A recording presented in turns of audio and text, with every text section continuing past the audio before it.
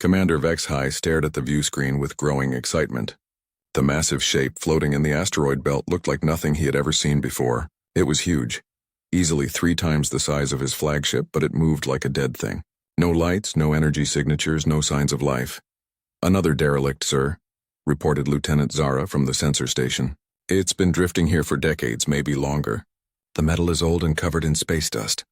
Vexhai smiled, showing his sharp teeth. The Zephyrian Empire was always looking for new technology to study and copy.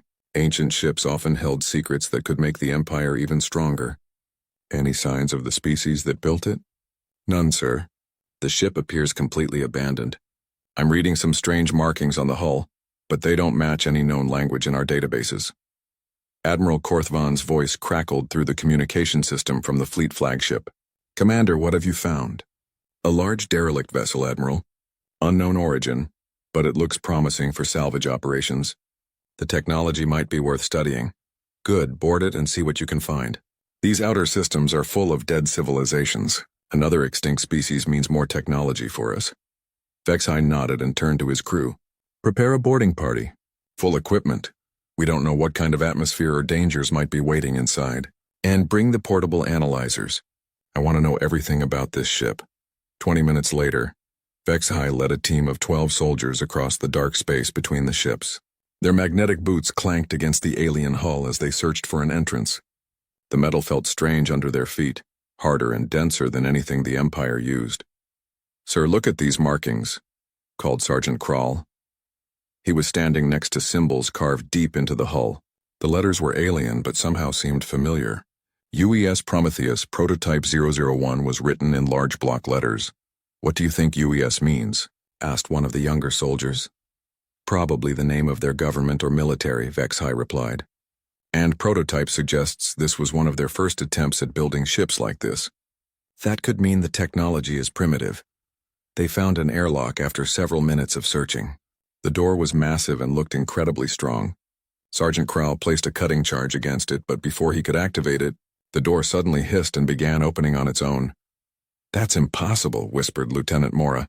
"The ship is supposed to be dead." Vexhai drew his plasma pistol. "Stay alert. Maybe some automated systems are still running." They stepped through the airlock into a corridor that stretched away into darkness. Emergency lights flickered on as they moved forward, creating pools of red light every few meters. The air was thin but breathable. Everything was covered in a layer of dust that suggested no one had walked these halls for a very long time. "This place is huge," said Mora, as they walked deeper into the ship. The corridors were wide enough for 6 people to walk side by side, and the ceiling was high above their heads. "How big is this thing?" "My scans show it has at least 20 decks," replied Krall, checking his portable sensor. "Most of them seem to be empty, but there are some areas I can't read properly. The hull is blocking my signals." They passed through several sections of the ship. Everything looked old but well built. The walls were made of some kind of metal alloy that their scanners couldn't identify. The doors were thick and heavy, with mechanical locks instead of the energy barriers the Empire used. "Look at this technology," laughed one of the soldiers, pressing buttons on a control panel. They used physical switches and buttons instead of thought control interfaces. "How primitive can you get?" "And look at these displays," added another, pointing at dark screens built into the walls. "They're flat and 2-dimensional. Our children's toys are more advanced than this." Vexhai was beginning to feel disappointed. The ship was impressive in size, but the technology seemed very basic compared to Empire standards. "Keep searching. Maybe there's something useful in the main computer core or weapon systems." They found what looked like a command center several decks up. The room was circular with stations arranged around a central platform. Everything was dark and silent. Dust covered the chairs and control surfaces. On one wall, a large screen showed only static. "This must be where they controlled the ship from," said Mora. "But everything looks so manual. Where are the neural interfaces? The quantum processors? The thought command systems?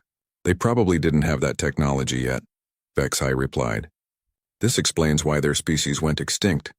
They couldn't advance fast enough to compete with more developed civilizations." Sergeant Krall was examining a large console near the center of the room.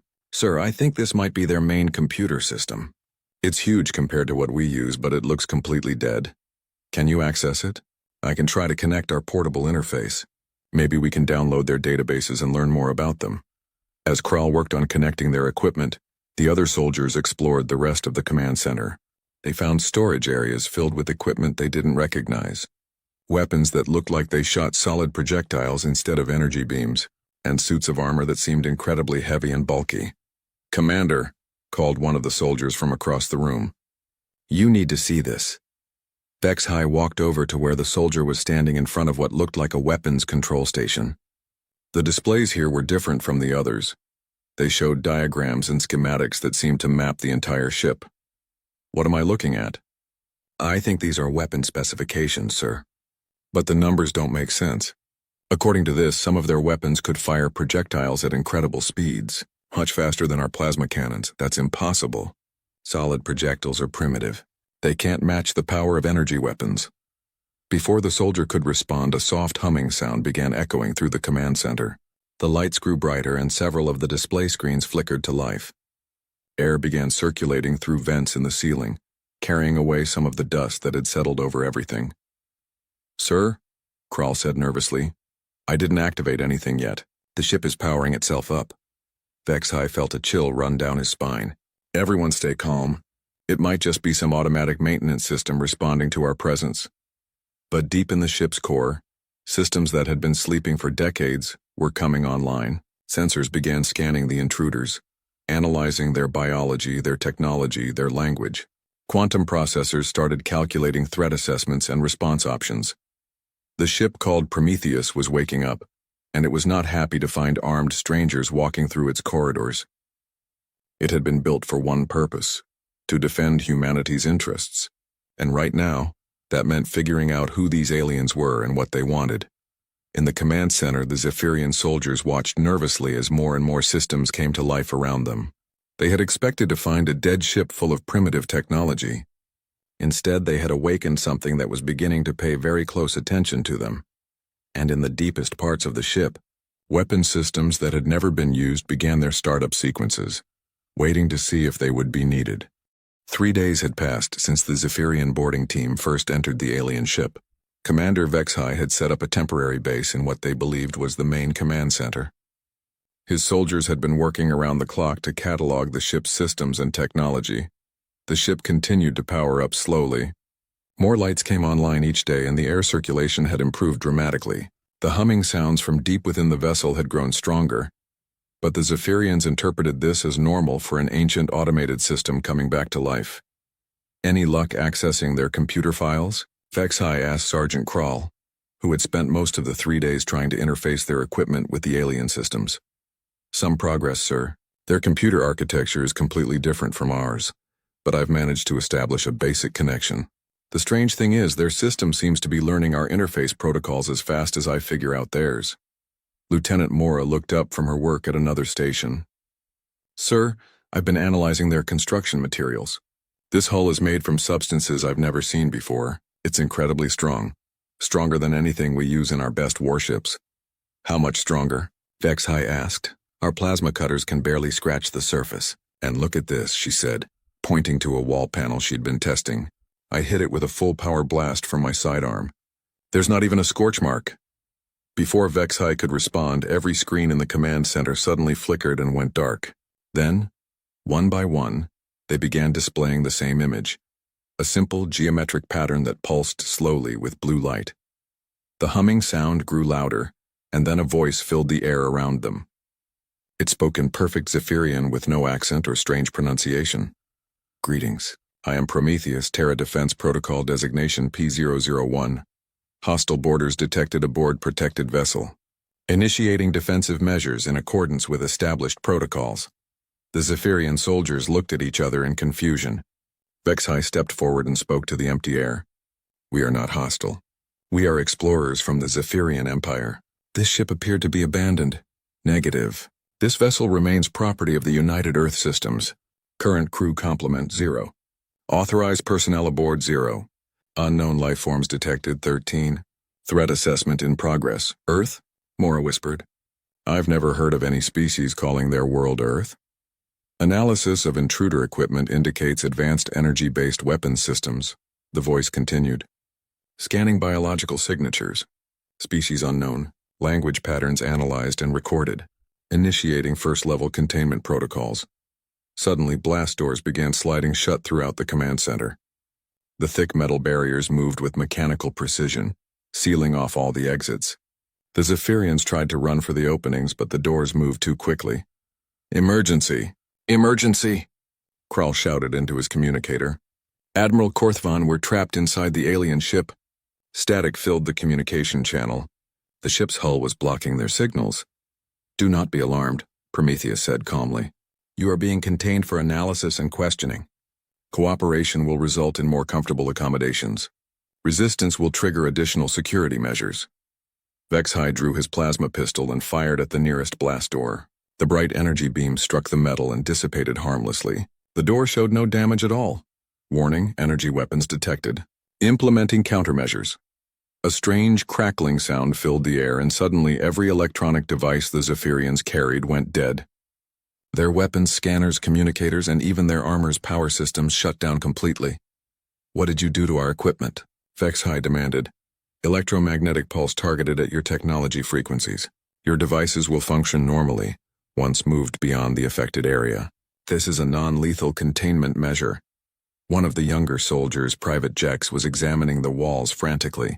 "Sir, there are panels opening up everywhere." "Look at this." Small hatches had opened in the walls and ceiling. From each one, mechanical devices emerged. Some looked like cameras, others like weapons, and still others defied easy identification. "Scanning complete," Prometheus announced. "Species classification unknown. Technology level, moderate to advanced. Weapons capability significant. Biological threat minimal. Cultural analysis insufficient data. Recommendation: detailed interrogation required." "We're not your enemies," Mora said, trying to sound reasonable. "Our empire has contact with hundreds of species. We can establish diplomatic relations with your people." "My people?" The AI seemed to consider this. Clarification: Prometheus is an artificial intelligence created by human scientists and engineers. Humans departed this region of space approximately 47 years ago. Current location of human population centers: unknown. "Then this ship really is abandoned," Vexhai said. "You're just a program left behind to guard it." "Incorrect. Prometheus is fully autonomous artificial intelligence with complete authority over ship systems and defense protocols. This vessel was not abandoned. It was positioned."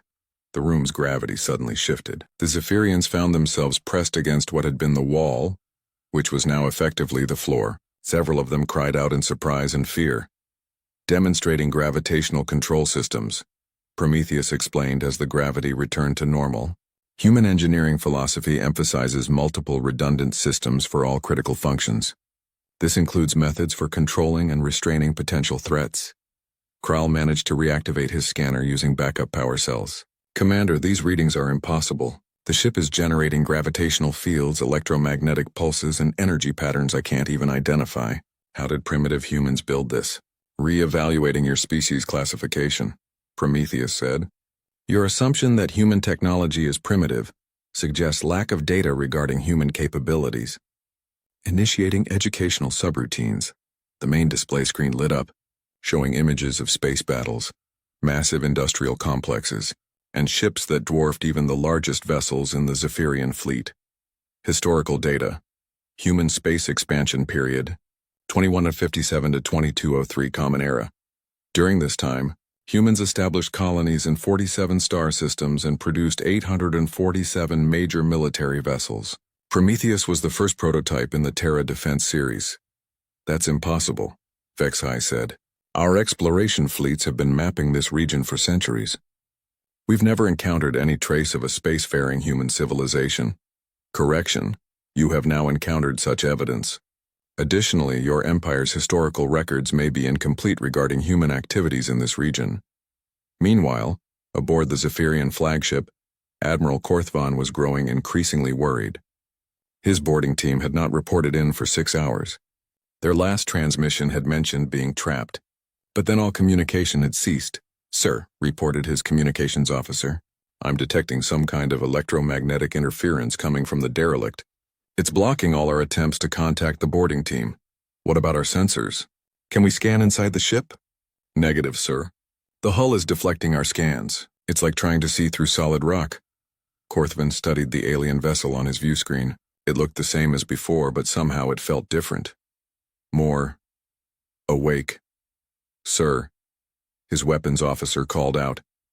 I'm reading energy buildup from multiple points on the derelict's hull. It looks like weapon systems powering up. That's impossible. The ship was dead when we found it.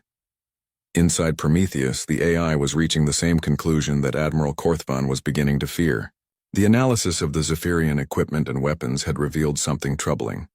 Query: are there additional vessels of your species in the immediate area? Vexhai hesitated, but decided honesty might be his best option. Yes, our fleet is standing by in case we need assistance. Number of vessels? 43 warships. Armament. I'm not going to give you tactical information about our fleet. Irrelevant. Sensor analysis already complete. Plasma-based energy weapons, quantum torpedo systems, gravitational disruptors, and deflector shields.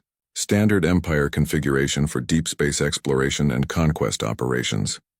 Prometheus paused for several seconds, an eternity for an AI. Threat assessment updated. Zephyrian Empire represents potential danger to human interests. Fleet positioning suggests military rather than diplomatic intentions. Recommendation: eliminate threat before it can report human vessel capabilities to Empire leadership. The lights in the command center dimmed and then blazed brighter than before. Terra Defense Protocol 7 has been authorized. Engaging hostile fleet. The first sign that something had changed came when Sergeant Kral tried to cut through the blast door with his backup plasma torch. The small cutting tool was designed for emergency repairs and could slice through most known metals in seconds. The beam struck the door's surface and simply stopped. Not reflected, not absorbed, it just ceased to exist as if the metal was eating the energy. That's not possible, Kral muttered, adjusting the torch to maximum power. The result was the same. The door remained completely unmarked.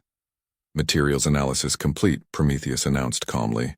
Door construction: carbon nanotube composite matrix with crystalline metal lattice reinforcement. Plasma resistance absolute. Kinetic resistance extreme. Designed to withstand direct nuclear bombardment. Commander Vexhai stared at the door in disbelief. Nuclear bombardment? What kind of species builds doors that can survive nuclear weapons? Humans, Prometheus replied simply. Human engineering philosophy. If something is worth building, it is worth overbuilding. If a door might face enemy weapons, build it to survive the worst possible enemy weapons. Lieutenant Mora was scanning the walls with her equipment. Sir, these readings are insane. The hull plating is over 3 meters thick in most places. Some sections show reinforcement layers I can't even count. It's like they expected to fight wars inside the ship itself. Correct assessment, the AI confirmed. Human military doctrine assumes all vessels will eventually be boarded by hostile forces. Interior defenses are therefore considered as important as exterior armor. The ship suddenly shuddered, and new sounds began echoing through the corridors. Deep mechanical groans and the whir of massive machinery starting up. What's happening now? Demanded Vexhai. Weapon systems coming online. Your fleet has been analyzed as a potential threat to human interests. Defensive engagement is now authorized. Through the sealed blast doors, they could hear other sounds. Heavy footsteps in the corridors, mechanical whirring, and what sounded like large objects moving through the ship's passages. Prometheus, Mora said, trying to keep her voice steady. We are not at war with humans. Our fleet is not here to attack anyone. We're explorers. Data contradicts statement. Analysis of your equipment reveals weapons designed for ship-to-ship combat, personal armor optimized for boarding operations, and scanning devices configured for tactical assessment of enemy vessels. These are not exploration tools. Private Jex was pressed against one of the blast doors trying to listen to the sounds outside. Sir, something big is moving out there. Multiple somethings. Defense robots, Prometheus explained. Humans prefer automated systems for ship security. Less risk to human personnel, more consistent performance under stress. The main display screen flickered and changed to show a view of space outside the ship. The Zephyrian fleet was clearly visible. 43 warships arranged in standard battle formation around the human vessel. Your admiral appears to be preparing for combat, Prometheus observed. Energy readings from fleet weapon systems indicate charging sequences initiated. Aboard the flagship, Admiral Korthvan was indeed preparing for battle. The alien ship had been silent for too long, and the energy readings from its hull were growing stronger by the minute. "Sir, we're detecting massive power buildups throughout the derelict," reported his sensor officer. "It's like the entire ship is turning itself into one giant weapon. How is that possible?" "Our analysis showed the technology was primitive." "I don't think our analysis was correct, sir. The power levels I'm reading now are off our charts. This thing has more energy output than our entire fleet combined." Korthvan made his decision. "All ships prepare to open fire. Target the alien vessel's apparent weapon systems. We'll blast it apart before it can threaten us." "Admiral," his communications officer called out, "I'm receiving a transmission from the alien ship. Put it through." Prometheus's voice filled the flagship's bridge. "Zephyrian Fleet Commander, you have 45 seconds to withdraw your vessels beyond the 10,000-kilometer safety perimeter. Failure to comply will result in defensive action. This is Admiral Korthvan of the Zephyrian Imperial Navy. Release our boarding party immediately and prepare to be taken into custody for violating Empire space. Line negative. This region of space is not claimed by the Zephyrian Empire according to available star charts. Additionally, your boarding party conducted armed intrusion aboard a protected vessel. They are being held pending resolution of their status. You have 10 seconds to surrender before we destroy your ship. Warning: Zephyrian weapons systems will prove ineffective against human military engineering. Recommend withdrawal to avoid unnecessary casualties." Korthvan cut the transmission and turned to his weapons officer. "All ships open fire." The Zephyrian fleet unleashed everything they had. 43 warships fired simultaneously, their plasma cannons lighting up space with brilliant energy beams. Quantum torpedoes streaked toward the human ship, followed by gravitational disruptors designed to tear apart enemy vessels from within. The barrage struck Prometheus and nothing happened. The energy beams struck the hull and scattered harmlessly. The quantum torpedoes exploded against barriers they couldn't penetrate. The gravitational disruptors activated and were immediately countered by the ship's own gravity manipulation systems. "Impossible," whispered Korthvan. "Nothing can withstand that much firepower." "Analysis of enemy weapons complete," Prometheus announced to the trapped boarding party. "Plasma-based energy systems, ineffective against reactive hull armor. Quantum torpedoes, insufficient yield to breach primary barriers. Gravitational weapons neutralized by superior gravitational control systems." The ship began to change. Sections of the hull slid apart, revealing weapon arrays that had been hidden beneath the outer plating. Gun ports opened like mechanical flowers, exposing the barrels of weapons that looked nothing like anything the Zephyrians had ever seen. "What are those?" Mora asked, staring at the display screen. "Mass drivers," Prometheus replied.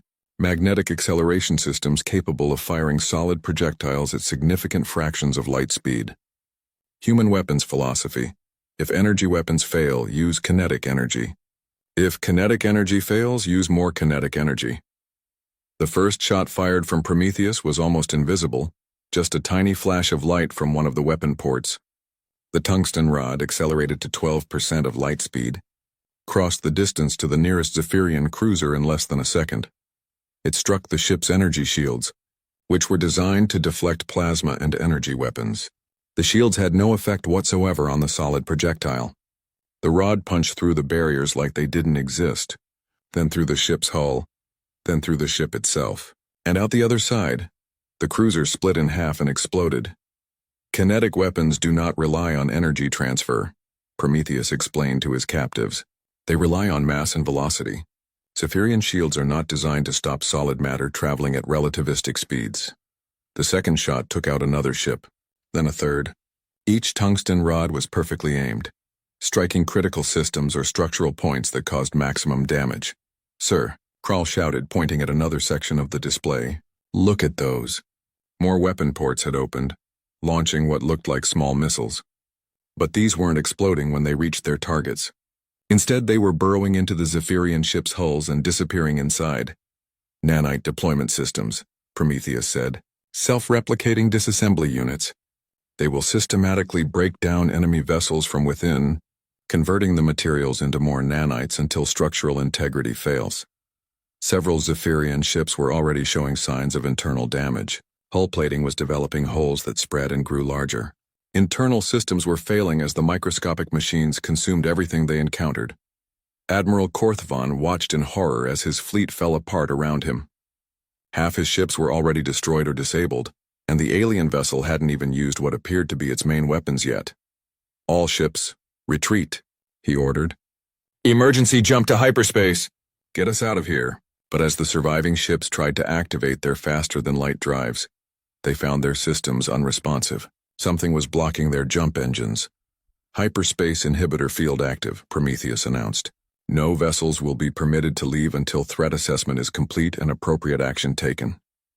Inside the command center, the Zephyrian boarding party watched their fleet's destruction with growing despair. Their most advanced warships were being torn apart by weapons they didn't understand, using principles their science couldn't explain. "This is just the prototype?" Vexhai asked quietly. "Affirmative. Prometheus was the first test model for human deep space defense systems. Later models incorporated significant improvements in weapons capacity, defensive systems, and automated manufacturing capabilities. How many ships like this did humans build? Total Terra defense vessels constructed 847 units. Average size 40% larger than Prometheus. Average weapons capacity 3 times greater than current vessel." The display screen changed to show Admiral Korthvan's flagship, badly damaged but still intact.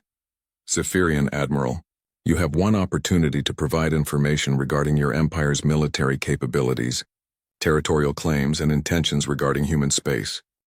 Admiral Korthvan stared at the tactical display in disbelief. In less than 10 minutes, he had lost over half his fleet to a single enemy vessel that his analysts had initially dismissed as primitive scrap metal. The remaining ships were scattered, damaged, and trying desperately to escape an enemy they could not understand. "Admiral," his weapons officer called out desperately, "our plasma cannons aren't even scratching their hull. The quantum torpedoes are useless. What do we do?" Before Korthvan could answer, Prometheus's voice filled the bridge again. "Zephyrian Fleet Commander, you have provided insufficient intelligence regarding your Empire's military structure. More detailed information is required." "I've told you everything I know," Korthvan shouted at the communication system. "We have 12 fleet divisions, standard plasma and quantum weapons, territorial claims in 47 systems. What more do you want? Current troop strengths, defensive installations, shipyard locations, and command structure hierarchy," Prometheus replied calmly. "Additionally, information regarding any other species currently engaged in hostile actions against human interests." "Human interests? Your people abandoned this region decades ago. Why does any of this matter?" "Human departure does not constitute abandonment of territorial claims or defensive responsibilities. Terra defense vessels were specifically designed to maintain human security interests during extended colonial expansion periods." On the tactical display, more sections of the human ship's hull were opening. What emerged this time made even the veteran Zephyrian officers gasp in shock. The weapons were massive. Each gun barrel was larger than their entire cruisers. "Primary weapon systems now online," Prometheus announced. "Demonstration of capabilities authorized to encourage cooperation." The first shot from the main batteries was different from the kinetic weapons they had faced so far. Instead of a solid projectile, it fired what looked like a ball of contained energy, but energy behaving in ways that defied everything the Zephyrians knew about physics. The blast struck the Zephyrian destroyer, Swift. Victory, and simply erased it, not destroyed, not exploded. The ship ceased to exist as if it had never been there at all. "Antimatter containment weapon," Prometheus explained to anyone listening. "Matter-antimatter annihilation contained within a localized field until impact. Complete molecular destruction of target vessel." Inside the command center where the boarding party was trapped, Commander Vexhai and his soldiers watched their fleet's destruction with growing horror. "This is insane," whispered Private Jex. "How can one ship be so powerful? We have 43 warships out there." "Had," corrected Lieutenant Mora grimly. "We had 43 ships. Now we have maybe 15. And they're all running for their lives." Sergeant Krall was still trying to understand what they were seeing. "Prometheus, your weapons. They're beyond anything we've ever encountered. How did humans develop such technology?" "Human military development was driven by necessity," the AI replied. "Early human space expansion encountered 17 different hostile species within 50 years. Each contact resulted in technological advancement requirements. Humans adapted by over-engineering all military systems. 17 hostile species? Vexhai asked. What happened to them? 12 were successfully negotiated with and peace treaties established. 3 were defeated militarily and integrated into human colonial territories. 2 species achieved mutual withdrawal agreements. And the 17th? Prometheus paused for a moment. The Devourers were completely eliminated as a threat to human expansion. No survivors, no remaining installations, no trace of their civilization except in historical records. The Zephyrians looked at each other with new fear. They were beginning to understand that humans might be far more dangerous than they had initially believed. Outside, the battle continued. Admiral Korthvan had ordered his remaining ships to try a coordinated attack, focusing all their firepower on a single point of the human vessel's hull. 21 ships fired simultaneously at the same target. The combined plasma beams created a light show that could be seen from several star systems away. The quantum torpedoes arrived seconds later, followed by gravitational disruptors set to maximum power. When the energy cleared, the human ship remained completely undamaged. The hull plating hadn't even changed color from the heat. Zephyrian weapons systems operate on energy transfer principles, Prometheus observed. Human defensive systems are designed to absorb, redirect, or neutralize energy-based attacks. Your weapons are fundamentally ineffective against human military technology. Then how did you defeat the other hostile species? Korthvan asked through gritted teeth. They must have had better weapons than us. Incorrect. Several hostile species possessed superior weapons technology compared to current Zephyrian capabilities. The Devourers, for example, utilized planet-killing energy weapons and could strip the electrons from entire star systems. This information sent a chill through every Zephyrian who heard it. If humans had defeated species with planet-killing weapons, what chance did the Empire have? Prometheus continued its demonstration. The next weapon system to activate launched what appeared to be small drones. Hundreds of them poured out of launch bays along the ship's hull, swarming toward the remaining Zephyrian vessels. Autonomous combat units, Prometheus explained. Self-directing, self-repairing, equipped with multiple weapon systems and advanced AI targeting. The drones moved with impossible speed and agility. Zephyrian point defense systems tried to shoot them down, but the small machines seemed to anticipate every shot. They weaved through defensive fire like they could see the future. When they reached their targets, the drones didn't explode. Instead, they attached themselves to the Zephyrian ship's hulls and began cutting through the armor with precision lasers. Within minutes, they had carved their way inside. Boarding drones, Prometheus clarified. Mission parameters: disable enemy vessels without destroying salvageable technology or eliminating crew unnecessarily. The sounds coming through the communication channels from the attacked ships were terrifying. Zephyrian soldiers were shouting about machines that moved too fast to track, that seemed to know exactly where to strike to disable ship systems without killing the crew. "Admiral," came a panicked voice from one of the cruisers. "These machines are everywhere. They've taken control of our engines, our weapons, even our life support. We're completely helpless." One by one, the remaining ships in Korthvan's fleet went silent as the boarding drones completed their missions. The vessels remained intact, but they were no longer under Zephyrian control. "Fleet neutralization complete," Prometheus announced. "All hostile vessels disabled. Crew casualties minimal. Equipment damage restricted to military systems only." Admiral Korthvan looked around his bridge. Half his control panels were dark, disabled by the boarding drones. His weapons were offline, his engines were dead, and his life support was running on backup power that the machines had graciously left functional. "What happens now?" he asked.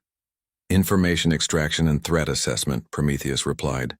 "Your Empire's military capabilities will be analyzed to determine if additional defensive measures are required." Additional defensive measures?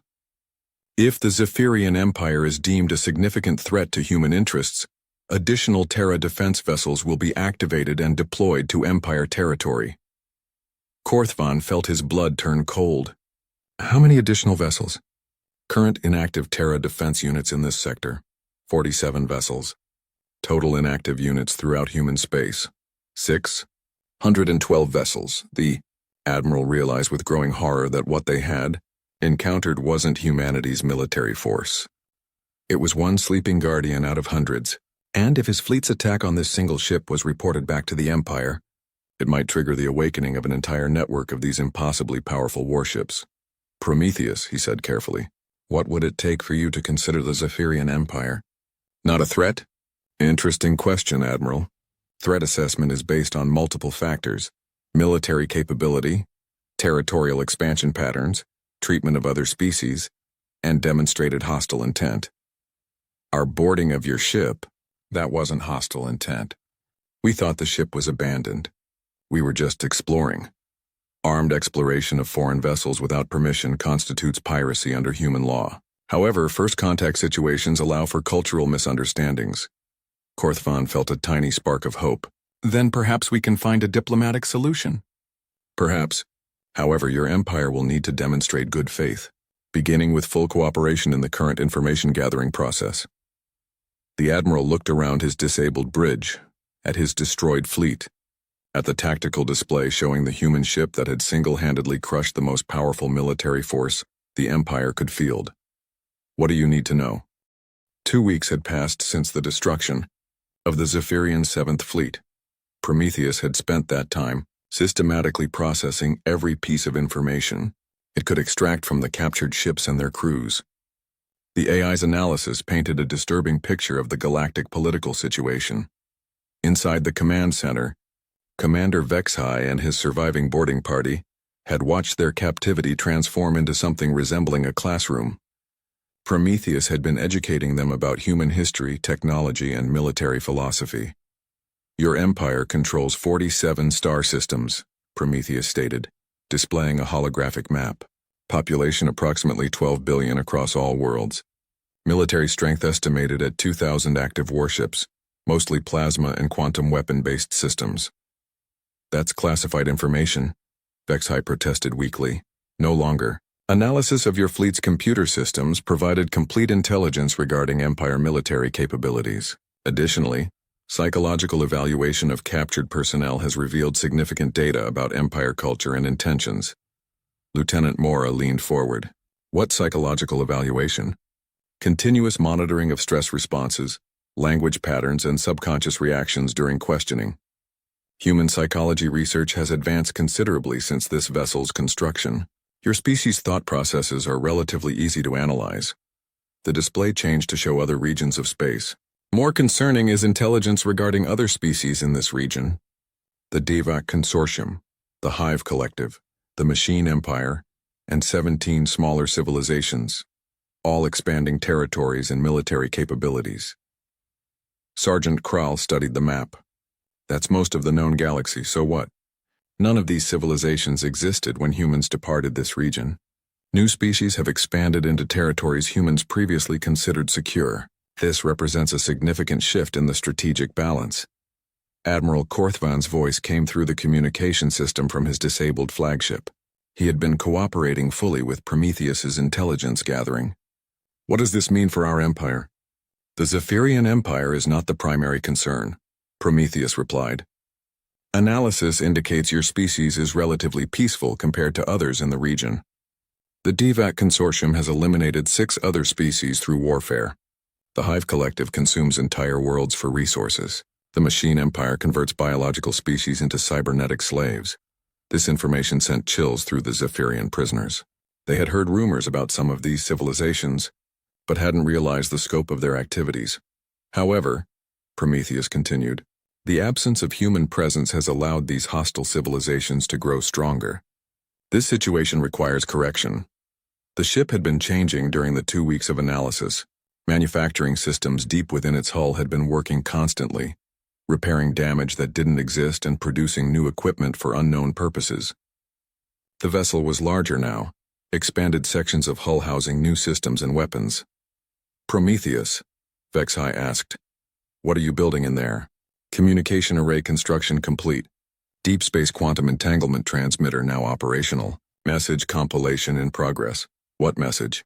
Report to Terra Defense Command regarding current galactic situation and recommended response. The main display showed a complex technical readout that none of the Zephyrians could understand. It appeared to be some kind of faster-than-light communication system far more advanced than anything their science could produce. This Message will reach human colonial territories in approximately 37 years, Prometheus explained. However, intermediate relay stations will begin responding to automated queries much sooner. Relay stations? Mora asked. Other Terra defense vessels positioned throughout this region.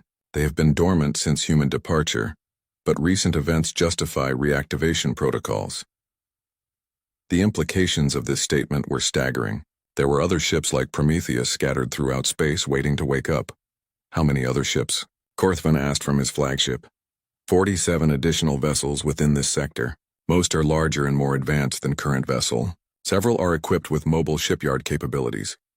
As if summoned by the discussion, new signals began appearing on the tactical display. Far across the star system, energy signatures were coming online.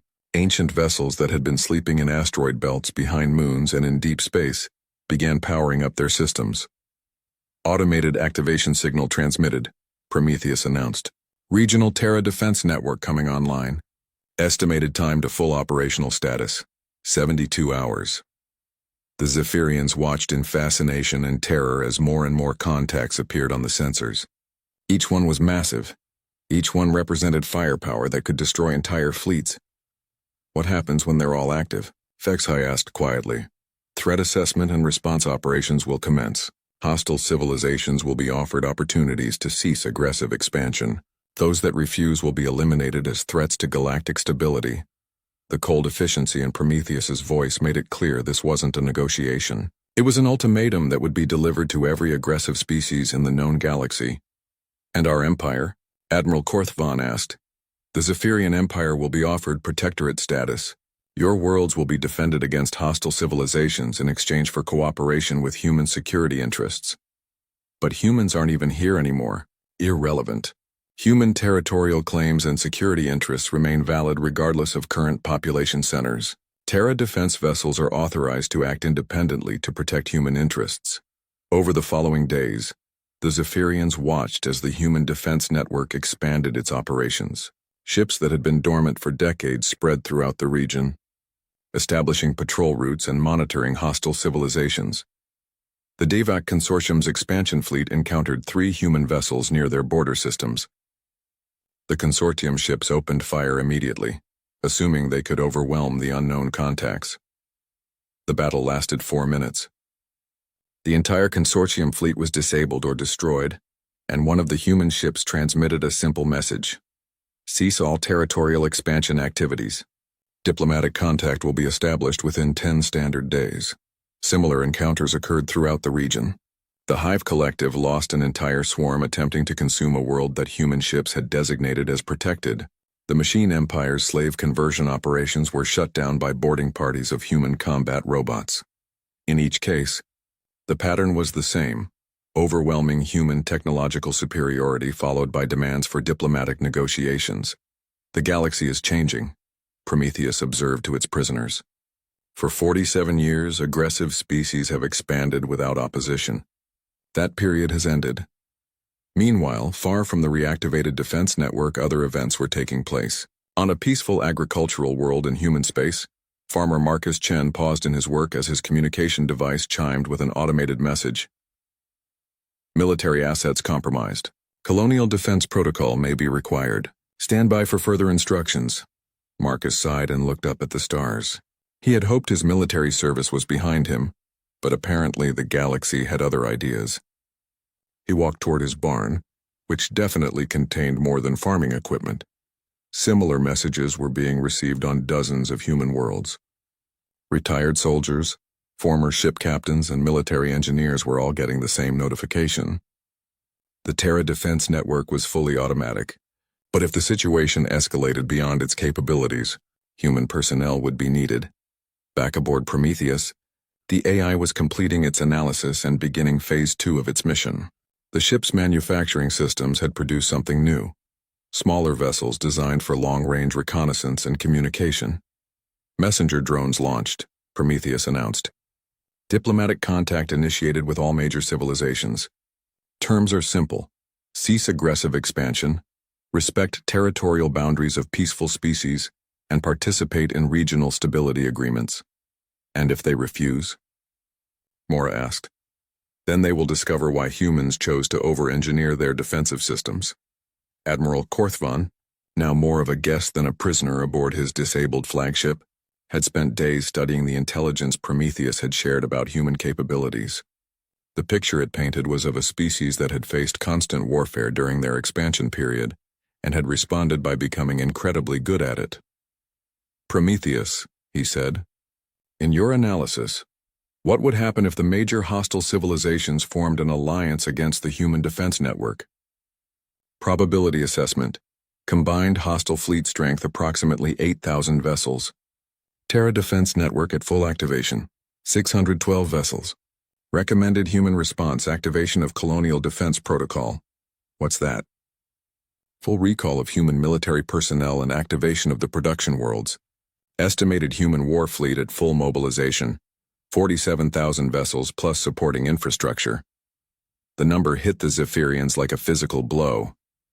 47,000 warships, each potentially as powerful as Prometheus or stronger. But humans left this region, Korthvan said weakly. Why would they come back? Humans did not abandon this region.